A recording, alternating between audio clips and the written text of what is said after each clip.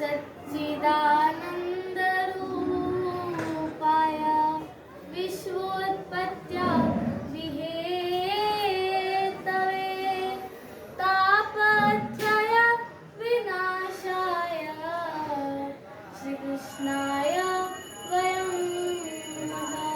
श्रीकृष्णाय वयं नमः।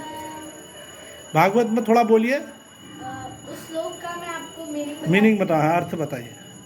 तो सच्चिदानंद रूपाय, श्री वेदव्यास जी ने इस श्लोक में भगवान का संपूर्ण परिचय बता दिया है। उनका तटस्थ परिचय, उनका स्वरूप कैसा है, उनका हृदय कैसा है, वो क्या काम करते हैं, वो क्या कार्य करते हैं। तो पहले बताते हैं सच्चिदानंद रूपाय, सत्य। तो भक्तों, इस जगत में सिर्फ भगवान ही सत्य है और ये पूरी दुनिया जो है वो झूठी है, असत्य है। इस दुनिया में बस भगवान ही सत्य है, जिस भगवान पे हम भरोसा कर सकते हैं। बाकी इंसानों पे हम कभी भी भरोसा नहीं कर सकते। क्यों? क्योंकि वो सब झूठ है। इस धरती पे अगर कोई सत्य है तो बस भगवान है। भगवान है, क्योंकि भगवान कभी बदलते नहीं, लेकिन झूठ हमेशा बदलता रहता है। आप लोगों ने देखा होगा कि हमको एक झूठ छुपाने के लिए 10 झूठ और बोलने पड़ते हैं, लेकिन सत्य जो है वो अटल रहता है। तो उसी प्रकार भगवान ही सत्य है और भगवान कभी भी नहीं बदलते। जैसे कि जब हम यहाँ पर नहीं थे तब भी भगवान थे, जब हम यहाँ पर आ चुके हैं तब भी भगवान है, और जब हम यहाँ से चले जाएंगे तब भी भगवान है। तो भगवान कभी नहीं बदलते। तो भगवान ही सत्य है। सच्चिदानंद रूपाय, चित्त मतलब हमारा मन, और हमारा मन जो है जल्दी भगवान की भक्ति में लगता नहीं।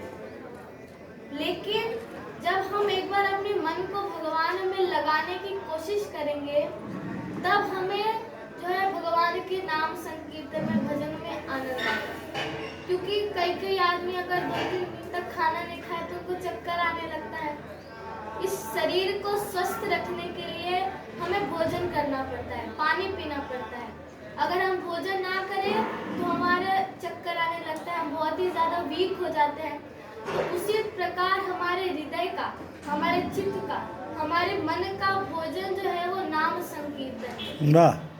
तो अगर हमारे मन को भोजन नहीं मिलेगा तो हमारा मन तो साफ रहेगा ही नहीं। हमारा मन जब भगवान की भक्ति में नहीं लगेगा, दूसरे चीज़ों में जाएगा। तो एक बार कोशिश करिए भगवान में मन लगाने की, तो क्योंकि भगवान में बहुत ही आनंद है। तीसरा है आनंद। हम लोग सोचते हैं कि ये जो दुनिया है, जाके पार्टी करना, सिनेमा देखना, उसी में बहुत ही आनंद है, लेकिन नहीं, सच्चा आनंद, असली आनंद भगवान है। जैसे एक उदाहरण देते हैं, अगर आप किसी के जन्मदिन में जा रहे हो 2-3 घंटा तो बहुत ही आनंद आएगा, लेकिन उसके बाद वो आनंद चला जाएगा। लेकिन भगवान का आनंद अटूट है। भगवान अपना आनंद बांटते जाएंगे, लेकिन वो कभी खत्म नहीं होगा। इसलिए भगवान के नाम से सच्चिदानंद, उनका स्वरूप तो बहुत अच्छा है। अब वो काम क्या करते हैं? तो वेदव्यास जी बताते हैं विश्वोत्पत्त्यादिहेतवे। तो सब सोच रहे होंगे कि पालन तो विष्णु जी करते हैं, संहार तो शिव जी करते हैं, और सृजन तो ब्रह्मा जी करते हैं। तो भगवान श्री कृष्ण क्या करते हैं? तो जैसे एक फैक्ट्री होता है, उसमें का एक बॉस होता है, और वो बॉस जिसको जो कार्य करने के लिए कहता है वो वही कार्य करता है। तो उसी प्रकार भगवान श्री कृष्ण ये सारे जगत के बॉस हैं। वाह, और जय हो सच्चिदानंद प्रभु। जिसको जो कार्य करने के लिए कहता है वो वही कार्य करता है। और काम भी बहुत सुंदर है। उनका स्वभाव कैसा है?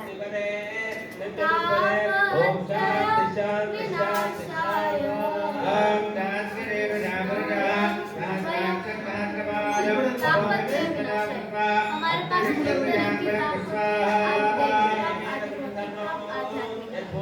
और इन तीनों प्रकार के तापों से मनुष्य हमेशा दुखित रहते हैं, कष्ट में। तो पहला जो देवों के प्रकार से हमें ताप मिलता है, जैसे बहुत तेज वर्षा हो जाना, सुनामी आ जाना, सूर्य के वास्ते तप हो जाना। दूसरा है आध्यात्मिक ताप, जो हमारे शरीर के अंदर से हमें रोग प्राप्त होता है। शुगर हो जाना, बहुत सारी बीमारियां, और तीसरा है आदिपुरुष, जो हमारे अपने हमें देते हैं। क्योंकि जितना हमें दुख हमारे बाहर वाले नहीं देते, उससे ज्यादा दुख हमारे अपने देते हैं। क्योंकि बाहर वाले जो लोग होते हैं वो शस्त्र से वार करते हैं, और जब वो शस्त्र से वार करते हैं तो हॉस्पिटल में जाके उसे ठीक करा सकते हैं, डैमेज हो जाता है। लेकिन जो हमारे अपने होते हैं वो हमारे हृदय पर और वो बहुत जन्मों जन्मों तक नहीं जाता। हम सोचते रहते हैं कि इसका बदला तो मैं नहीं करेंगे। कहने का तात्पर्य यह है कि जब हम भगवान के शरण में चले जाएंगे तो तीनों प्रकार के काम तो इसी भगवान पे भरोसा रखिए। अंतिम में श्री वेद व्यास जी से भगवान को प्रणाम करते हैं।